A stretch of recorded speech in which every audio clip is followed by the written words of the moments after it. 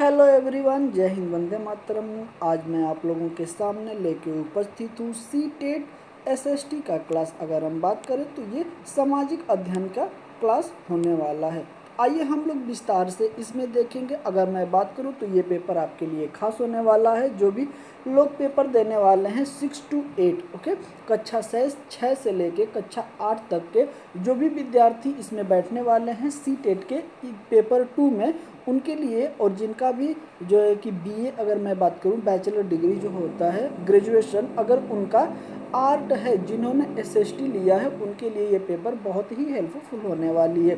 अगर मैं बात करूं तो पूरा हम लोग बेस रखेंगे किसका, तो बेस रखने वाले हैं हम लोग एनसीईआरटी का, ओके।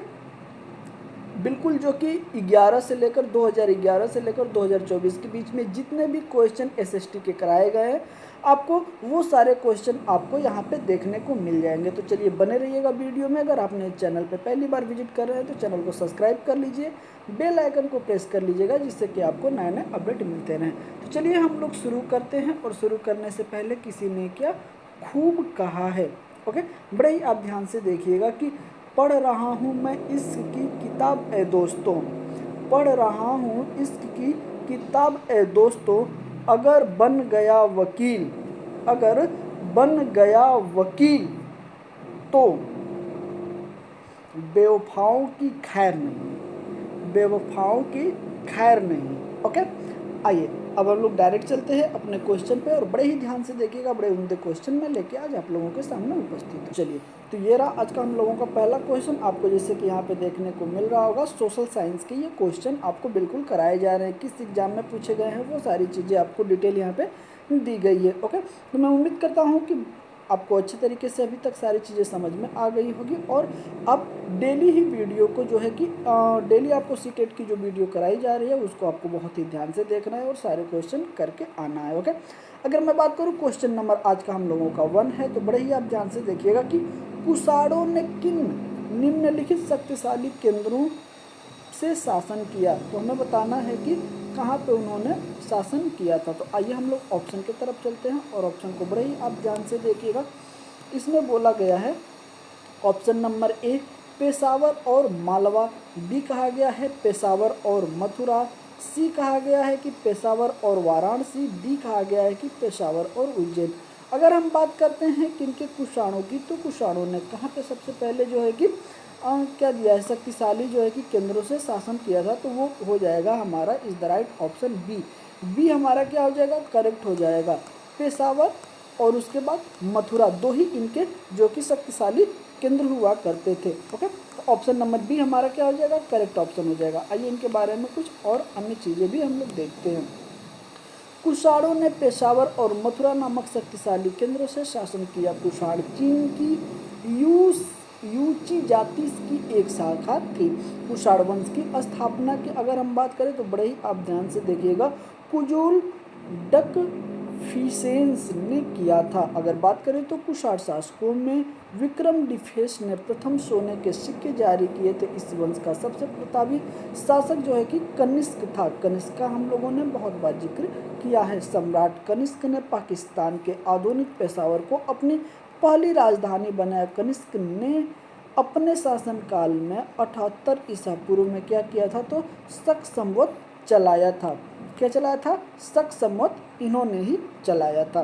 तो ऐसे ऐसे जो है कि आपको डिफिनीशन मिलने वाली है, और बिल्कुल ही आप घबराइएगा मत, बिल्कुल ही ध्यान से देखते हुए पढ़ते हुए चलिएगा, ओके। आइए क्वेश्चन नंबर 2 की तरफ चलते हैं। बड़े ही आप ध्यान से देखिएगा, इसमें क्या बोला गया है कि consider statement A, B and C, choose the current option, okay.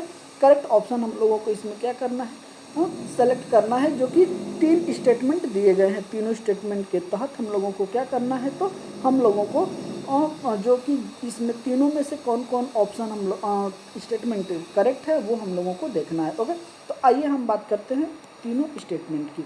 अब बड़े ही ध्यान से देखिएगा, ऑप्शन स्टेटमेंट नंबर 1 बोला गया है कि पूरा पाषाण काल 20 लाख पहले से लेकर 12,000 साल के दौरान माना जाता है।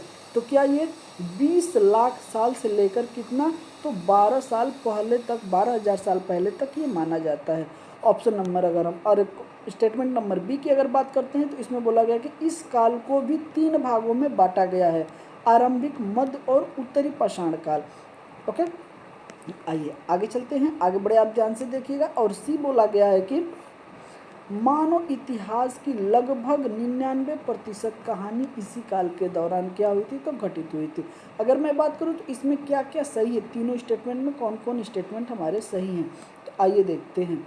ओके, देखिएगा, ऑप्शन नंबर 1 कह रहा है कि केवल ए बी सही है, बी कह रहा है कि केवल बी और सी सही हैं, सी कह रहा है कि केवल ए और सी सही हैं, और डी कह रहा है कि ए बी सी तीनों सही हैं। अगर हम बात करते हैं तो इसका इज द राइट ऑप्शन हमारा डी हो जाएगा। तीनों ही स्टेटमेंट हमारे क्या हैं, तो तीनों ही स्टेटमेंट हमारे सही हैं। ओके, तो ऑप्शन नंबर डी इसका क्या हो जाएगा, करेक्ट ऑप्शन हो जाएगा। अब आइए इसके बारे में एक एक करके हम लोग देखते हैं। चलिए, तो इसमें देखिएगा कि पूरा पाषाण काल 20 लाख पहले से 20 साल लाख पहले से लेके कहाँ तक है, तो 12,000 साल तक पहले के दौरान को पाषाण काल कहते हैं, पूरा पाषाण काल। ओके, इस काल को 3 भागों में बांटा गया है, आरंभिक, उसके बाद मध्य और उसके बाद उत्तर पूरा पाषाण काल, जिसे हम क्या कहते हैं, तो युग भीमबेटका के नाम से प्रसिद्ध है। अब आप हमें कमेंट करके बताइएगा कि भीमबेटका जो है पहाड़ी यह कहाँ स्थित है। तो चलिए, भीमबेटका पहाड़ी कहाँ स्थित है, जगह कहाँ है, ये आप हमें बताइएगा। ओके, अगर मैं बात करूँ तो इसमें आपको देखने को मिल रहा है कि युग भीमबेटका गुफा चित्र पूरा पाषाण कालीन है, जो कि कहाँ है, मध्य प्रदेश में है।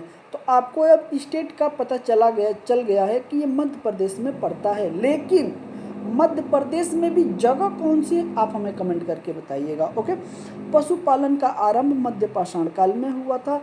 मानव इतिहास की लगभग 99% का जो कहानी होता है इसी के दौरान घटित हुई थी।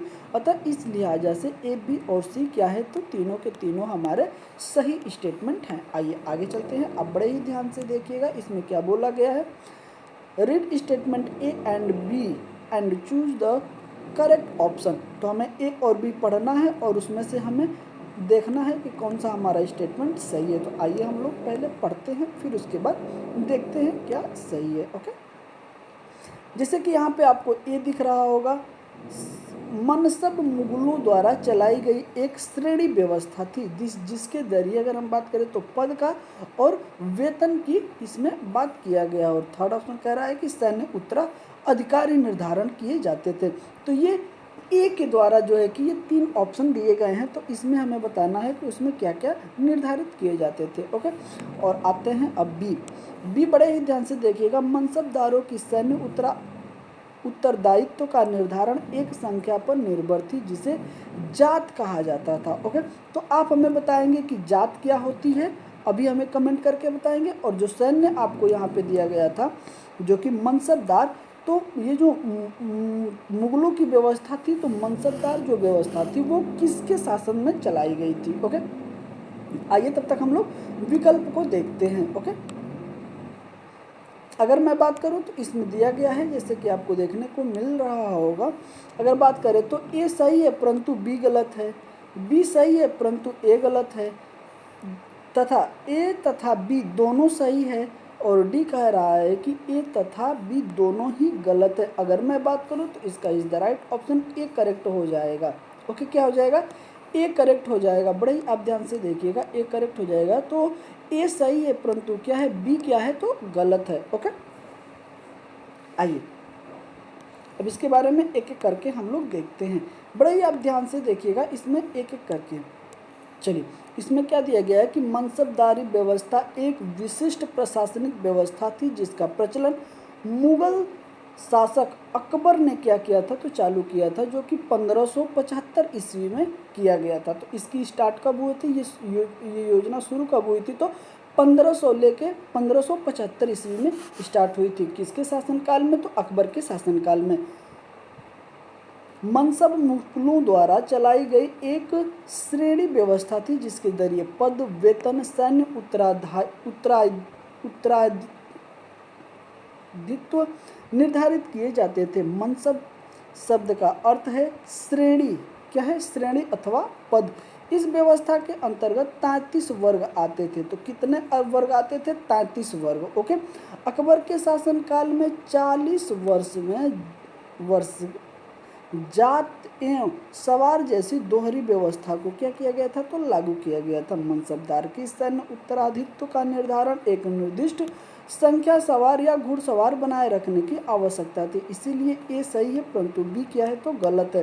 तो इस भी तरीके से आपको क्वेश्चन पूछे जाएंगे, तो आपको क्या करना है? क्वेश्चन सारे याद रखने हैं। आइए हम लोग आगे चलते हैं और आगे बढ़े ही आप ध्यान से क्वेश्चन को देखिएगा। जैसे कि इसमें बोला गया है, निम्नलिखित में से किस स्थान पर अशोक के अभिलेख ग्रीस और आर्मेइक भाषाओं में पाया गया है? तो हमें बताना है कि वो जगह कौन सी है जहाँ पे अशोक के अभिलेख जो है कि ग्रीक भाषा में और आर्माइक भाषा में मिले हैं। अगर हम बात करते हैं ऑप्शन नंबर 1, तो देखिएगा कंधार है, या फिर मास्की है, या फिर टोपरा है, या फिर कालशी है। ओके, तो हमें बताना है कि वो जगह कौन सी थी। अगर मैं बात करूं तो क्वेश्चन नंबर ये 4 हो जाएगा, और इसका इज द राइट ऑप्शन की अगर मैं बात करूं तो इसका is the right option A हो जाएगा। ऑप्शन नंबर ए करेक्ट हो जाएगा। कंधार में देखने को मिलता है। ओके, कहाँ मिलता है? तो कंधार में देखने को मिलता है। आइए बड़े ही आप ध्यान से देखिएगा।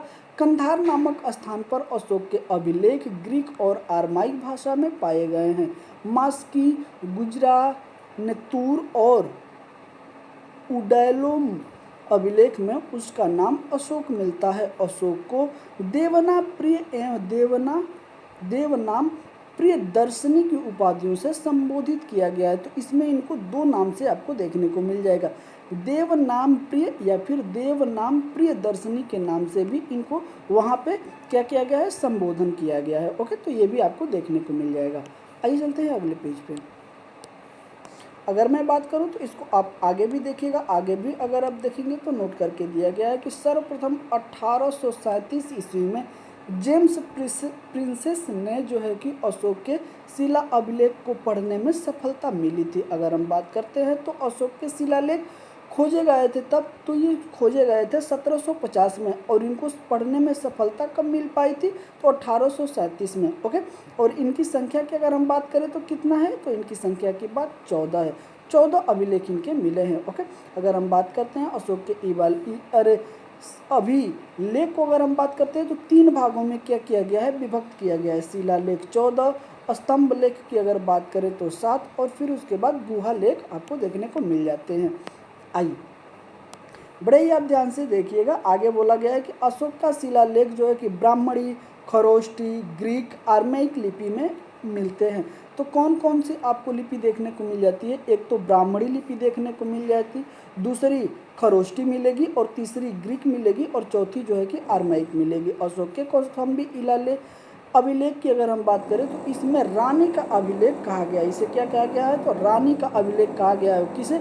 तो जो अभिषेक आपको कौशाम्बी में देखने को मिलता है। 12वें शिलालेख में धार्मिक सहिष्णुता नीति का उल्लेख किया गया है। तो 12वें शिलालेख में आपको धार्मिक सहिष्णुता नीति का उल्लेख किया गया है। अगर हम बात करते हैं 13वें, तो 13वें में कलिंग युद्ध, पड़ोसी राजा का वर्णन एवं आटविक राजा का भी उल्लेख किया गया है। तो ये 12वें बहुत ही इम्पोर्टेंट और 13वां भी इम्पोर्टेंट है, और एक जो है कि कौशाम्बी का भी आप याद रखिएगा, जिसे हम रानी का अभिलेख कहते हैं। ओके, तो ये तीनों अभिलेख थोड़े से पेपर में एग्जाम में थोड़े से ज़्यादा क्वेश्चन इसी से बन जाते हैं। तो आइए चलते हैं अगले क्वेश्चन पर। अगले क्वेश्चन को आप बड़े ही ध्यान से देखिएगा, क्योंकि अगर आप ध्यान से नहीं देखेंगे तो क्या होगा? क्वेश्चन आप गलत करके चले आएंगे। इस क्वेश्चन में कहा गया है, क्वेश्चन नंबर 5 में, कि गोंड, यहाँ पे डैश दिया गया है। ओके, फिर बोला गया है कि गोंड राज्य गण कंटगा में 70,000 गांव थे, इसे उल्लेखित किया गया है। तो इसे कहाँ पे उल्लेखित किया गया है? अगर मैं बात करूं तो ऑप्शन नंबर ए कह रहा है कि उय्याकोंडन उदयार के अभिलेख में, उय्याकोंडन उदयार के अभिलेख में, या फिर अकबर नामा में, या फिर बुरुंजी नामक ऐतिहासिक कृतियों में, और या फिर आगे क्या बोला गया है? तो आगे बोला गया है कि ईस्ट इंडिया कंपनी के गुजरते विलियम बेंथवर्ल्ड के वर्णन में, तो हमें बताना है कि इनका उल्लेख कहाँ किया गया है। अगर मैं बात करूं तो इनका उल्लेख किया गया है अकबरनामा में। कहाँ किया गया है? अकबरनामा में इनका उल्लेख हमें देखने को मिलता है। ऑप्शन नंबर बी हमारा करेक्ट ऑप्शन हो जाएगा। ओके, आइए इसके बारे में एक एक करके पहलुओं को हम देखते हैं। देखिए, बड़े ही ध्यान से देखिएगा। अगर हम देखें तो गौड़ राजा, ओके, गौड़ गण कटघा में 70,000 गांव इससे अकबरनामा में उल्लेखित किया गया है। गौड़ एक प्रकार की जनजाति थी जो झूम खेती करती थी। गढ़कटवा एक प्रसिद्ध राज्य था जहां के निवासी जंगली हाथियों को पकड़कर अन्य राज्य में निर्यात करके बहुत धन क्या करते थे? तो अर्जित करते थे। अगर हम बात करें तो बुरुंजी असमिया भाषा में लिखी हुई एक प्राकृतिक क्या है? तो कृति है। कहाँ की? असमिया की। ओके, ओहम राज्य सभा के पुरातत्व लेखों का संकलन बुरुंजी में मिलता है। ओके, इस तरीके से भी आप बात रखिएगा। अगर मोटा मोटी अगर हम बात करें तो ये असम राज्य की ही बात की जा रही है। आइए आगे चलते हैं। अगले क्वेश्चन को आप बड़े ही ध्यान से देखिएगा। इसमें बोला गया है कि consider the following interest A and the reasoning. Reason दिया है। रीजन क्या दिया है? तो रीजन है हमारा आर। तो इसी को पढ़ के हमें क्या करना है? विचार करना है। ओके, आइए अब हम विचार करते हैं। ओके, तो जैसे आपको यहाँ पे देखने को मिल रहा होगा कि ये आपका अभिकथन है। अभिकथन में दिया गया है कि स्थानीय जनजातीय लोगों द्वारा पूरी उड़ीसा के जगन्नाथ की काष्ठ प्रतिमा बनाई गई थी। ओके, बी देखिएगा क्या कह रहा है। तो ये हम लोगों का क्या हो जाएगा? रीजन। अब हम आते हैं कारण पे, सॉरी माफ़ करिएगा, ये अभिकथन हो जाएगा। अब आते हैं रीजन पे। रीजन क्या कहा गया है उसको आप बड़े ही ध्यान से देखिएगा। रीजन कहा गया है कि जगन्नाथ मूलतः एक स्थानीय देवता थे जिन्हें आगे चलकर विष्णु के रूप में मान लिया गया। ओके, अब बताना है कि सही विकल्प का चयन करना है। तो आइए हम लोग सही विकल्प का चयन करते हैं। चलिए, तो ऑप्शन नंबर ए देखिएगा कि both A and B are truth and R is the current क्या दिया है? Explanation of. ओके, तो इसमें बोला गया है कि ए और आर दोनों सही है। ए जो है कि आर की व्याख्या कर रहा है। ओके, बी की अगर हम बात करते हैं तो इसको बड़े ही आप ध्यान से देखिएगा। बोथ ए एंड आर जो है कि truth but R is not the correct explanation of. Okay, तो इसमें बोला गया है कि दोनों सही है लेकिन जो है कि ए जो है आर की व्याख्या नहीं कर रहा है। बी की अगर बात करते हैं तो बी बड़े ध्यान से देखिएगा। Is truth but R is false. Okay, A जो है सही है लेकिन आर जो है कि गलत है। डी में बोला गया है कि both A and R false, मतलब दोनों ही क्या है? तो गलत है। अगर मैं बात करूँ तो इसका is the right option A हो जाएगा। क्या हो जाएगा? ए इसका करेक्ट ऑप्शन हो जाएगा। ओके, दोनों ही क्या है? सही है और ए जो है कि आर का सही व्याख्या कर रहा है। तो ऑप्शन नंबर ए हमारा करेक्ट हो जाएगा। आइए इसके बारे में कुछ और डिटेल से देखते हैं और बात करते हैं। पूरी उड़ीसा में जगन्नाथ का संप्रदाय, जगन्नाथ का शाब्दिक अर्थ है दुनिया का मालिक जो कि विष्णु भगवान का पर्यवाची है। अब तक जगन्नाथ की काष्ठ प्रतिमा स्थानीय जनजातीय लोगों द्वारा क्या होती है? बनाई जाती है, जिसमें यह तात्पर्य निकलता है कि जगन्नाथ मूलतः एक स्थानीय देवता हैं जिन्हें आगे चलकर विष्णु का रूप मान लिया गया। बालभद्र, सुभद्र और जगन्नाथ की लघु मूर्तियां ताम्रपत्र एवं पांडुलिपि में उड़ीसा में स्थित आपको देखने को मिलती है। आइए आगे अगर हम बात करते हैं तो 12वीं शताब्दी में गंग वंश के एक अत्यंत प्रतापी राजा, तो उनका नाम क्या है? तो अनंत वर्धन ने पुरी में पुरुषोत्तम जगन्नाथ के लिए एक मंदिर बनवाने का निश्चय किया। उसके बाद 1230 में राजा अंगनभीय तृतीय अपना राज्य पुरुषोत्तम जगन्नाथ को समर्पित कर दिया एवं स्वयं को जगन्नाथ का प्रतिनियुक्ति घोषित किया। अतः ए और आर दोनों क्या हैं? सही है और ए जो है कि आर की व्याख्या कर रहा है। आइए आगे चलते हैं। अगले क्वेश्चन को आप बड़े ही ध्यान से देखिएगा। इसमें क्या बोला गया है? अगर इसमें बोला गया है कि which of the following statement are truth about the Birsa Munda movement. Okay, तो हमें क्या बताना है, बिरसा मुंडा जो आंदोलन है उसके बारे में जो कथन दिए गए हैं उसमें से बताना है कि कौन सा कथन हम लोगों का सही है। ओके, बिरसा मुंडा आंदोलन के बारे में। तो आइए एक एक करके हम लोग देखते हैं। ए में बोला गया है कि बिरसा के अनुयायियों ने लाल झंडे को बिरसा राज का प्रतीक बनाया। बी की अगर बात करें तो बिरसा ने लोगों को उकसाने के लिए परंपरागत प्रतीकों और भाषा का इस्तेमाल किया। अगर हम आगे देखते हैं तो सी में बोला गया है कि बिरसा आंदोलन आदिवासी समाज को सुधारने के विरुद्ध था। और डी की अगर बात करें तो बिरसा ने मिशनरियों और हिंदू जमींदारों का लगातार क्या है तो विरोध किया। अब हमें बताना है कि इसमें क्या सही है। ओके, आई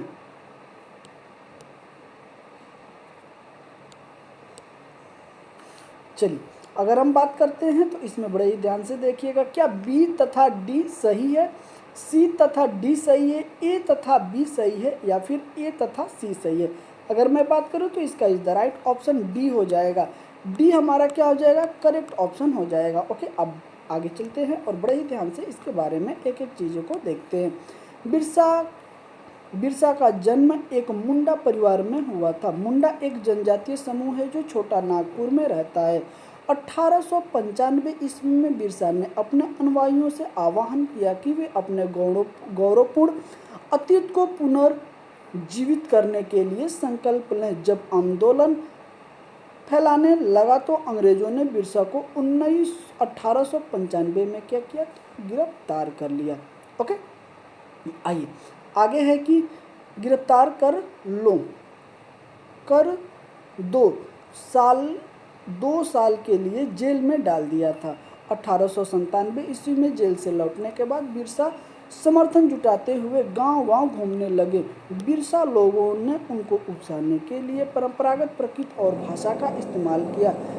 सफ़ेद झंडा जो है कि बिरसा राज का प्रतीक माना गया था। ओके, तो इस तरीके से भी स्टेटमेंट आपको जो है कि देखने को मिलते हैं। आइए चलते हैं अगले। आइए, तो इसमें क्या बोला गया है कि बिरसा का आंदोलन आदिवासी समाज को सुधारने का था। बिरसा ने वैष्णव धर्म प्रचारक के साथ कुछ समय बिताए। उन्होंने मुंडाओं से आह्वान किया कि वे शराब पीना छोड़ दें, गांव को साफ रखें और जादू टोना में विश्वास न करें। यहाँ ध्यान देने वाली बात यह है कि बिरसा ने मिशनरियों और हिंदू जमींदारों का भी लगातार विरोध किया। वह उन्हें बाहर का मानते थे। बिरसा जीवन शैली को नष्ट कर रहे थे। ओके, कौन नष्ट कर रहे थे, जमींदार और कमिश्नरी। ओके, अतः इसमें क्या है, ए और डी कथन जो है कि बिल्कुल राइट हो जाएगा। आइए आगे चलते हैं। आगे बड़े ही ध्यान से देखिएगा, ऐसे ही आपको स्टेटमेंट वाले क्वेश्चन जो कि आपको सीटेट में ज़्यादा देखने को मिलेंगे। और यही जो क्वेश्चन होते हैं, अगर आप गलत करके आते हैं तो आप पास नहीं हो पाते हैं, जाके 1-2 नंबर से आपका क्या होता है फिर भी रह जाता है। ओके, अगर हम बात करते हैं क्वेश्चन नंबर, देखिएगा question number 8, consider the following statement A and be the choose the correct option. Okay, तो हमें दोनों ऑप्शन में से देखना है कि कौन हमारा सही है। तो आइए हम चलते हैं। ये रहा हम लोगों का ए को बड़े ही ध्यान से देखिएगा। क्या बोला गया है कि लाखों ग्रामीण महिलाएं जो सूट काट कर, जो सूत होता है, सूत, ओके, अपनी आजीविका चला रही थी। वे 19वीं शताब्दी के मध्य तक क्या हो गई, तो बेरोजगार हो गई। कब तक, 19वीं शताब्दी तक। आइए बी क्या कह रहा है, बी को आप बड़े ही ध्यान से देखिएगा। 1830 के दशक तक भारतीय बाजार जो है कि ब्रिटेन में बने सूती कपड़े से पट गए थे। अगर हम बात करते हैं 1880 के दशक तक स्थिति यह हो गई कि भारत के लोग जितना कपड़ा पहनते थे उसमें से 2/3 ब्रिटेन में बनते थे। ओके, अब हमें बताना है कि इसमें कौन सा स्टेटमेंट हमारा सही है। अगर मैं बात करूं तो ये क्वेश्चन नंबर 8 चल रहा है। ए सही है परंतु क्या है, बी गलत है। बी कह रहा है कि बी सही है परंतु ए गलत है। सी कह रहा है कि ए और आर दोनों सही है। ओके, किंतु ए का कारण बी नहीं है। अगर हम बात करते हैं डी क्या कह रहा है, तो डी कह रहा है कि दोनों सही है, ए और आर दोनों सही है तथा ए आर का जो है कि कारण बन रहा है। अगर मैं बात करूं क्वेश्चन नंबर 8 का, तो इसका is the right option B हमारा क्या हो जाएगा, करेक्ट हो जाएगा। सॉरी, डी हमारा ऑप्शन क्या हो जाएगा, करेक्ट हो जाएगा। तो इस तरीके से भी आपको क्वेश्चन देखते हुए और बनाते हुए चलने हैं। आइए इसके बारे में आगे चलते हैं और आगे एक एक चीज़ को समझते हैं। लाखों ग्रामीण महिलाएं जो सूत काटकर अपनी आजीविका चला रही थी, वे 19वीं शताब्दी के मध्य तक बेरोजगार हो गई। निर्धन परिवारों में आर्थिक संकट बन रहा था। कुछ संभव संदर्भों में महिलाओं, वृद्ध लोगों एवं बच्चियों को भी ढंग से परिवार के उपलब्ध संसाधन तक पहुंचने से वंचित किया जा रहा था। अगर हम बात करें 1880 के दशक तक स्थिति यह भी हो गई थी कि भारत के लोग जितना कपड़ा पहनते थे उसमें से 2 में से 3 भाग ब्रिटेन में बना होता था, क्योंकि उस समय ब्रिटेन एक पूंजीवादी देश था जहां भारत के ही सूत के कपड़े बनते थे और ब्रांड के रूप में भारत में आते थे। इसीलिए ए और बी दोनों क्या है तो सही है और इनका कारण भी सही है। आइए अब आगे चलते हैं और आगे भी हमारा स्टेटमेंट वाला ही क्वेश्चन है। अगर हम बात करें तो इसमें दिया गया है कि which of the following statement is truth. Is truth हमें बताना है कि ये चारों ऑप्शन में हमारा कौन सा ऑप्शन सही हो जाएगा। अगर मैं बात करता हूँ तो ऑप्शन नंबर ए हमारा कह रहा है कि महात्मा गांधी और रविंद्रनाथ टैगोर ने औपनिवेशिक शिक्षा का क्या किया था, विरोध किया था। आइए आगे जो 3 स्टेटमेंट हैं हमारे अगले पेज पे दिए गए हैं, तो अगले पेज पे हम चलते हैं। क्या कहा गया है, तो बी में कहा गया है कि महात्मा गांधी और रविंद्रनाथ टैगोर ने औपनिवेशिक शिक्षा का समर्थन किया जाए। ए ऑप्शन में क्या बोला गया है, तो उन्होंने क्या किया था, विरोध किया था, और इस सेकेंड ऑप्शन में बोला गया है कि समर्थन किया था। ओके, सी ऑप्शन कह रहा है कि महात्मा गांधी ने औपनिवेशिक शिक्षा का विरोध किया, किंतु रविंद्रनाथ टैगोर ने क्या किया, समर्थन किया था। और डी में क्या बोला गया है, तो डी में बोला गया है आपको देखने की टैगोर ने औपनिवेशिक शिक्षा का विरोध किया किंतु महात्मा गांधी ने क्या किया था, समर्थन किया था। तो इस लिहाजे से हमारा करेक्ट ऑप्शन की अगर मैं बात करूं तो मेरा करेक्ट ऑप्शन क्या हो जाएगा, B is the correct option हो जाएगा। बी क्या हो जाएगा, B is the correct option हो जाएगा। ओके, जैसे आपको देखने को महात्मा गांधी आर रविंद्रनाथ टैगोर जो कि सपोर्ट कॉलोनियल जो कि एजुकेशन। ओके, बी हमारा क्या हो जाएगा, करेक्ट ऑप्शन हो जाएगा। आइए आगे चलते हैं, इसके बारे में एक एक चीज़ हम करके देखते हैं। इसमें आप देखने को मिलेगा कि महात्मा गांधी और रविंद्रनाथ टैगोर ने औपनिवेशिक शिक्षा का विरोध किया। गांधी जी का मानना था कि शिक्षा केवल भारतीय भाषा में ही दी जानी चाहिए। उनके मुताबिक अंग्रेजी में दी जा रही शिक्षा भारतीयों को अपाहिज बना देगी। रविंद्रनाथ टैगोर का कथन था कि शिक्षा को सृजनात्मकता के साथ प्राकृतिक परिवेश में ही छोड़ा जाना चाहिए। आइए आगे इन्होंने बोला है कि गांधी जी भी पश्चिमी सभ्यता और मशीनों एवं प्रौद्योगिकी की उपासना के कट्टर आलोचक थे और टैगोर आधुनिक पश्चिमी सभ्यता और भारतीय परंपराओं के श्रेष्ठ तत्वों का सम्मिश्रण चाहते थे। अतः औपनिवेशिक शिक्षा का दोनों ने क्या किया था, तो विरोध किया था। यह हमारा ऑप्शन क्या है, तो बिल्कुल ही करेक्ट है। ओके, आइए आगे देखिएगा क्या बोला गया है, बड़े ही आप ध्यान से देखिएगा। प्राचीन ग्रंथों में विधवाओं को जलाने की अनुमति नहीं दी गई थी, तो हमें बताना है क्यों। ओके, और हमारा आगे बोला गया कि यह कथन किस समाज सुधारक के साथ जुड़ी हुई है। ओके, ऑप्शन नंबर ए की अगर हम बात करें तो ऑप्शन नंबर ए कह रहा है कि श्री नारायण गुरु, बी कह रहा है स्वामी दयानंद सरस्वती, सी कह रहा है कि सुभाष चंद्र बोस और डी कह रहा है कि राजा राम मोहन राय। अगर मैं बात करूं तो इसका इज द राइट ऑप्शन क्या हो जाएगा, तो इसका is the right option B हमारा करेक्ट ऑप्शन हो जाएगा। बी हमारा क्या हो जाएगा, करेक्ट ऑप्शन हो जाएगा। स्वामी दयानंद सरस्वती क्या हो जाएगा, स्वामी दयानंद सरस्वती हमारा बी ऑप्शन क्या हो जाएगा, करेक्ट हो जाएगा। आइए इनके सॉरी माफ करिएगा, डी ऑप्शन करेक्ट हो जाएगा। डी ऑप्शन करेक्ट हो जाएगा, राजा राम मोहन राय। ओके, डी हमारा ऑप्शन क्या हो जाएगा, करेक्ट हो जाएगा। आइए इनके बारे में एक एक देखते हैं। प्राचीन ग्रंथों में विधवाओं को जलाने की अनुमति नहीं दी गई थी। यह कथन प्रसिद्ध जो है कि समाज सुधारक राजा राम मोहन राय से जुड़ी हुई हैं। इन्होंने भारतीय पुनर्जागरण का अग्रदूत, आधुनिक भारत का जनक कहा जाता है। इन्होंने बाल विवाह, सती प्रथा, जातिवाद, कर्म कांड आदि प्रथाओं का भरपूर विरोध किया था। तो इन्होंने किन किन का विरोध किया था, आपके सामने बाल विवाह हो गया, सती प्रथा हो गई, जातिवाद हो गया, या फिर कर्म कांड हो गया, या फिर आपका प्रथा पैदा हो गया, इन सब का इन्होंने भरपूर क्या किया था, विरोध किया था। तो मुझे उम्मीद है कि हम लोगों ने आज 10 क्वेश्चन किए हैं, 10 क्वेश्चन कंप्लीट कर लिए हैं। आगे भी क्वेश्चन आपको ऐसे ही कराए जाएंगे, तो बने रहिएगा ऐसे ही सेशन में। और अगर अभी तक आपने चैनल को सब्सक्राइब नहीं किया, चैनल को सब्सक्राइब कर लीजिए, बेल आइकन को प्रेस कर लीजिएगा, लाइक को जो सेशन है इसको लाइक शेयर भी कर दीजिएगा, जिससे कि अन्य लोगों के पास भी ये वीडियो पहुँच सके। तो अब हम मिलते हैं आपसे अगले सेशन में, तब तक के लिए जय हिंद, वंदे मातरम। अपना ख्याल रखिएगा।